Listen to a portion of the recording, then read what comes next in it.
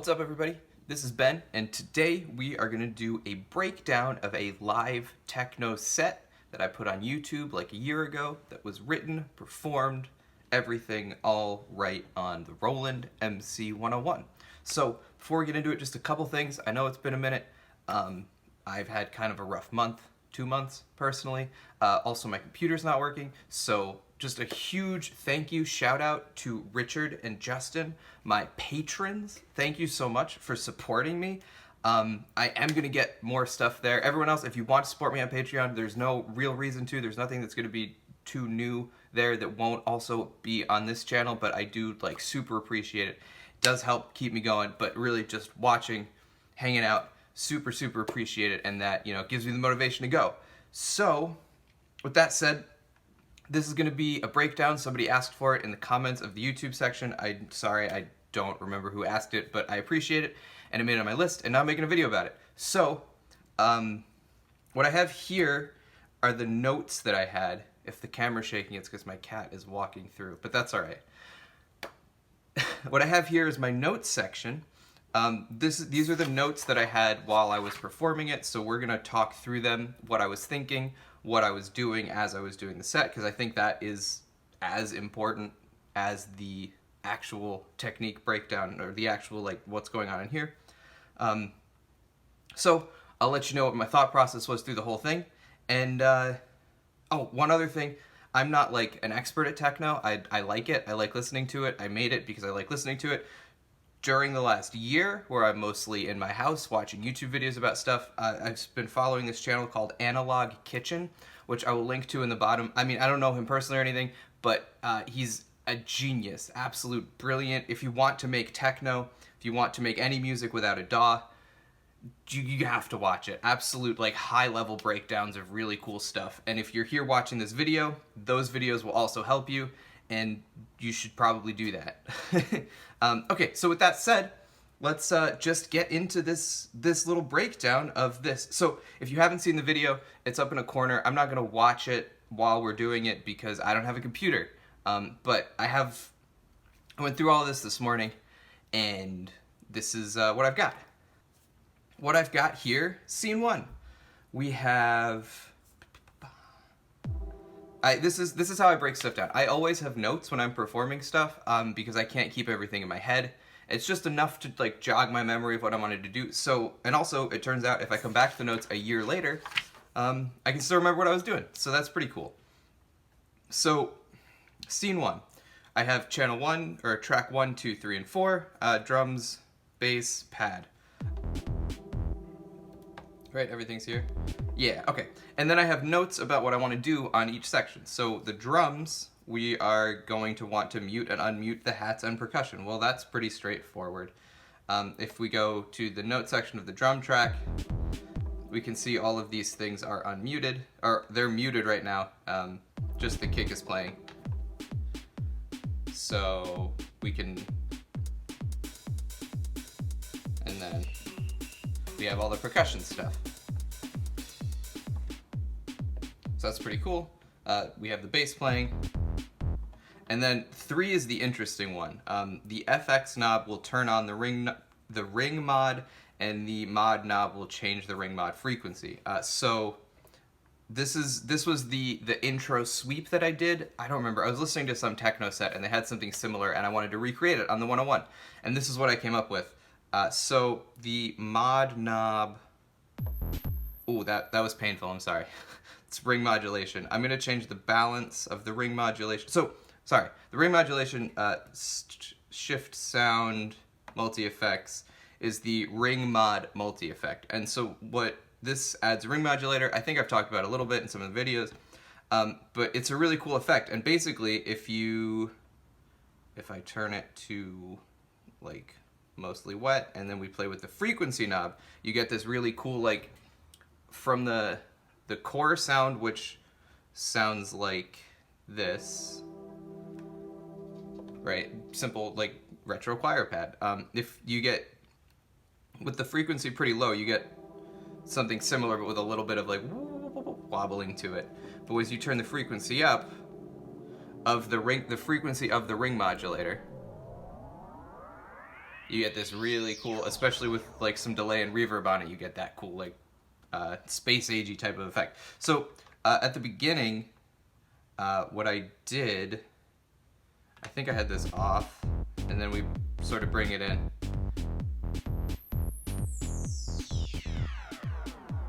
And then it unwinds into this chord as we change the balance to dry and bring the frequency down. And then that just sort of like holds on, and then we do some, oop.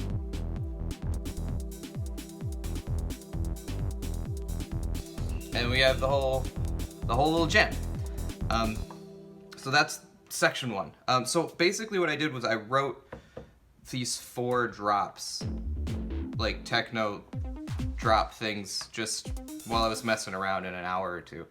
And then really thought about how to what to do during them and how to transition between them. That's sort of how I would normally structure my sets. And then on the 101, especially then, I didn't have a strong idea how to really get good transitions. So I was really trying to explore that when I was making this set. So the next note here is the out. How to get out is ring mod frequency sweep up. So the same way we came into it, basically. Track 3.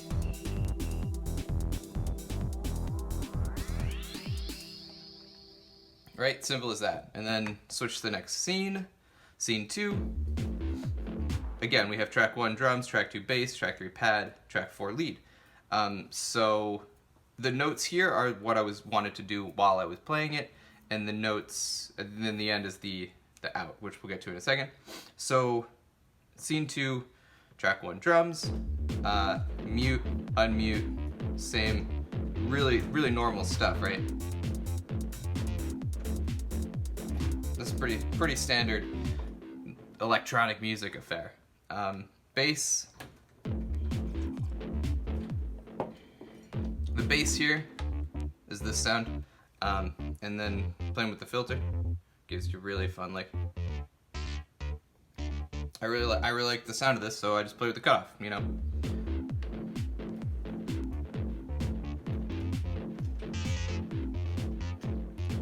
And then again, I was trying to explore like different things, like ways to have fun with this as a groove box. So track 3, I have this pad. I called it a pad. I don't know, some sort of rhythm element.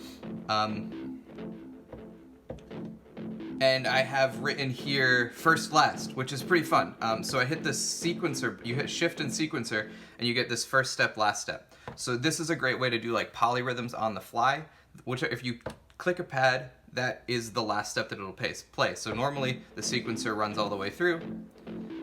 Super cool, but if you hit like this pad, it'll stop and reset when it gets to here, and you can do this super short. Fun stuff like that. And then if you hit shift in a pad, it'll start the sequence there. So that's pretty fun. So anyway, so what I was doing here was, I'll leave track 3 a little louder so you can hear.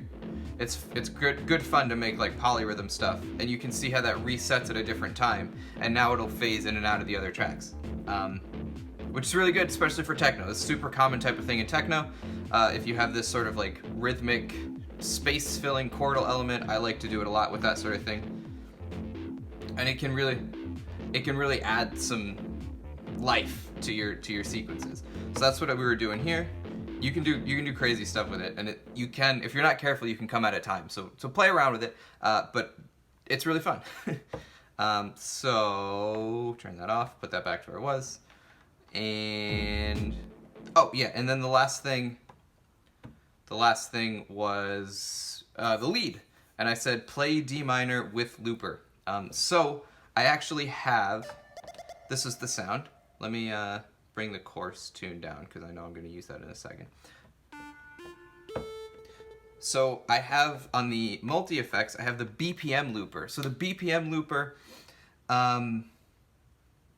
if you just, it's a little bit fiddly, but the auto loop mode, basically, at some set point in each measure, it will turn on the looper and then turn it off. So you don't have to mess with it, but you can get really cool like looping effects. So the settings that I have here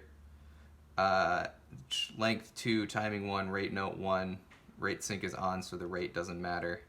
Length 114. Not sure exactly how much most of that matters, but the effect is every time the sequencer gets to here, it'll repeat for this number of steps.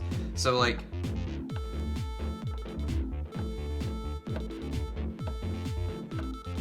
so for beat 3 of the measure, it's repeating the steps, and that is, I love that. That's so cool. So in the video, I think it says D minor. So I made all of these in the same or similar keys, and so this was in D minor. So all I was doing, I'm pretty sure in the video, I'm just doing like a D, like an arpeggiated chord. So it's just like,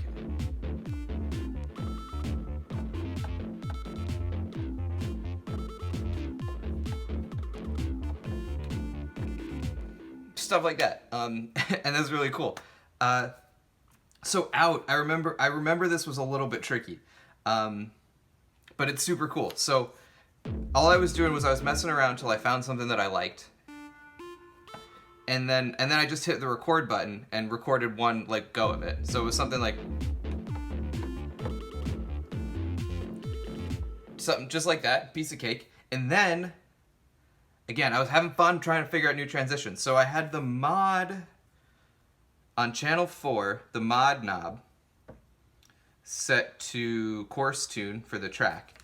And then I just slowly went up with it through a few measures.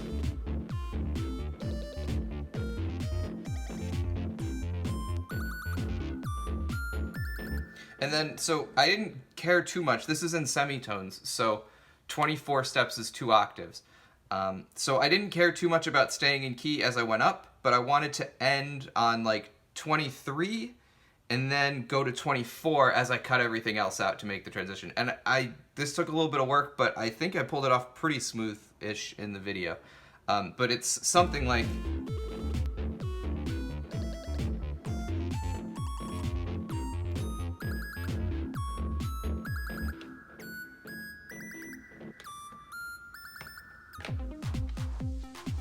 something like that. Not quite, but you get the idea. So, on to scene 3. We have track 1, we have drums. We bring in the hats. Really, really standard stuff, you know? That's all. Regular stuff for EDM, dance music. Track 2, bass, track 3, chord, track 4 is rain. Oh, I liked this. This is just like a textural noise thing. It's called rain. It's in like the sample. If you take a sample and spread it out across the keys, rain is a sample, and I think the sound effects bank, or the FX bank, and it just sounds like rain. But it sounds really cool, I think, as like a layer. I have it sequenced like this. I'm not exactly sure why there's 2 notes here, but it does give a little bit of texture right at the beginning and doesn't like stay consistent. But then here I have bring in out, because it's kind of nice to just fade this as you're going. You can be surprisingly a little bit like expressive with that as you mess around. And then the only other thing I have scatter, light green, and yellow jam. So light green and yellow. I had played a bunch with scatter stuff, and those ones sounded good to me. So, which by the way, now if you hit shift and one of the pads, you can change the position. You can put it only on one of the tracks, or only on one of the tracks at a time, which is really, really useful and makes scatter like more broadly useful, I think. Back when I made this track, that firmware wasn't available yet, so I didn't have that. So I was just playing. I like that. I really like that sound.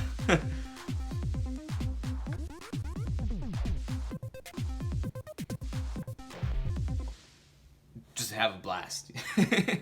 I was trying really hard to like move forward and not get too boring, but I could just do this for like, 20 minutes and just be perfectly happy with that. But to get out of it, because we have to eventually, I said trigger the clip, scatter, lower, light green, which I suppose is this one. Let's see if we can do that.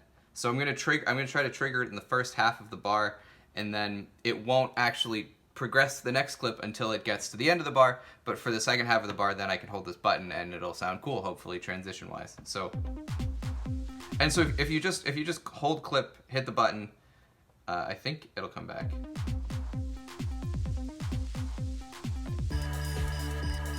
Yeah, so you can change scenes. Now I have this set up usually on my Launchpad, which I will make a video about how that's all set up, but I do want to do it with a computer.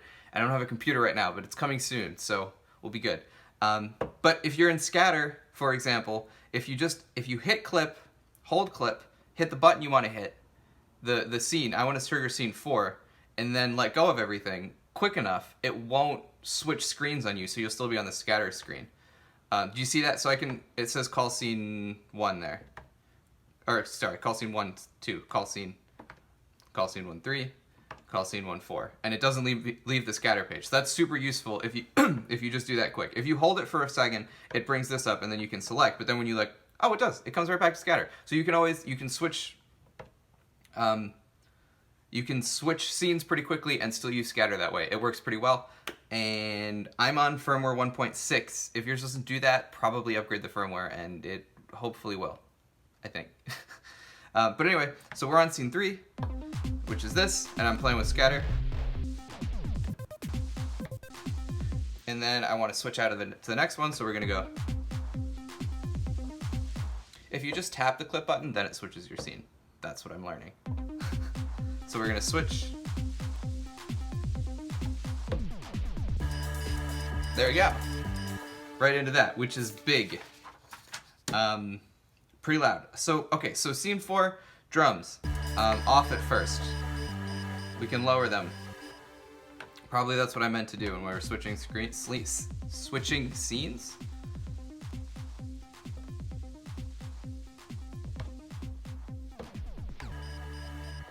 Something like that.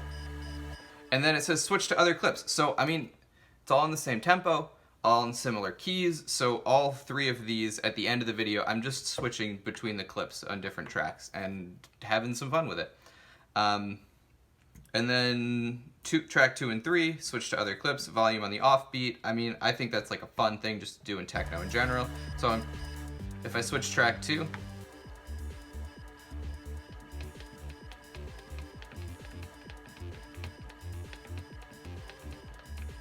know, fun stuff.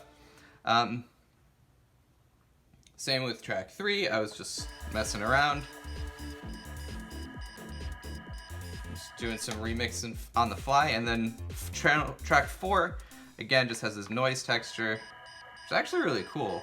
What is this? Atmospheric flight. Neat! I just had that fading in and out. And then, it says scatter on quarter notes, which I just have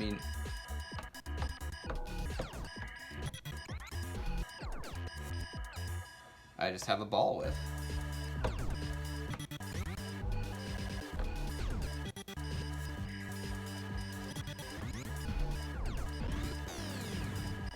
One thing I will say about scatter, it can be overbearing. What I have found is that for any style of music that I'm making, techno or like some like house or hip hop or like rock even, usually there's 3 or 4 pads on the scatter that by default sound really good, and then the rest sound awful. But it's not the same for each genre of music. Like, I think these are very varied and you can get a lot out of them.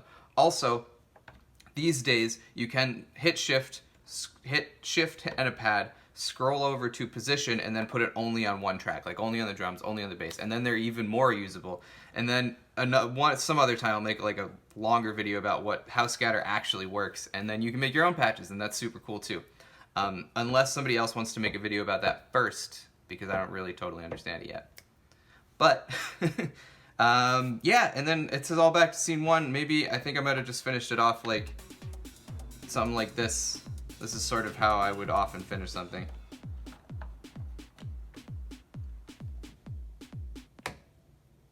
Sort of like that. So yeah, so I hope you liked that. Thanks for the video request.